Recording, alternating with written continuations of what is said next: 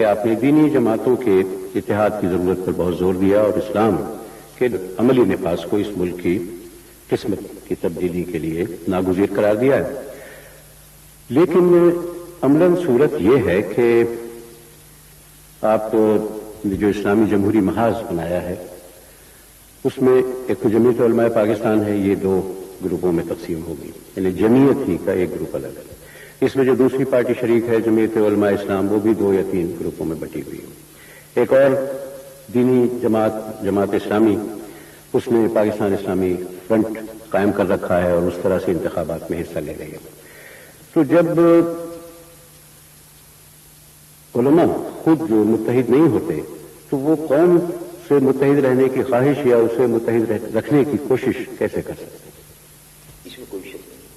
جیسے کہ آپ نے نشان دی، جمعیت علماء پاکستان میں گروپنگ ہے اور جمعیت علماء اسلام میں بھی ہے اور بھی دینی جماعتوں کے اندر ہے، اس میں کوئی شک نہیں.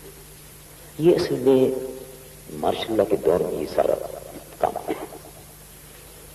ماشاء اللہ کے تسلسل میں ان کی یہ خواہش تھی کہ وہ جماعتیں کہ جو خاص طور پر دینی جماعتیں ہیں اور دین کے لیے اس ملک میں کام کر رہی ہیں اور مسلم قومیت کی بھی علم بردار ہیں، ان کو اگر تقسیم کر دیا جائے تو قومی سطح پر ان کے اثر کو کم کیا جا سکتا ہے. اور ان کی پالیسی، ڈکٹیٹر کی پالیسی یہ تھی کہ علاقائی جماعتیں جو ہیں ان کی سرپرستی کی جائے زیادہ سے زیادہ. چنانچہ یہی نہیں کہ جمعیت علماء پاکستان میں بلکہ مسلم لیگ میں بھی اور بھی جو جماعتیں اس ملک میں قومی سطح پر انتخابات میں حصہ لیتی تھی اور قومی جماعتوں میں جن کا شمار ہوتا تھا ان کے حصے بجرے کیے گئے. جان بوجھ کر کچھ لوگوں کو لگایا گیا، کچھ لوگوں کو خریدا گیا، کچھ لوگوں کو براعت دی گئی، کچھ لوگوں کو شورا میں لیا گیا. تو اصل میں وہ شورا جو تھی اس کی وجہ سے ساری گڑبڑ ہوئی. یہ کچھ لوگوں کی خواہش تھی اور خواہشیں مچل رہی تھی کہ وہ کس طرح سے جرنلوں کی قربت حاصل کی جائے، اس لیے شورا آ گئی تھی تو وہ اپنی جماعتوں کو چھوڑ چھوڑ کر چلے گئے. اس طرح جماعتیں والے بٹ گئے اور انہوں نے کوشش کی بڑھ کے وہ بٹی اور یقیناً یہ افسوسناک بات ہے.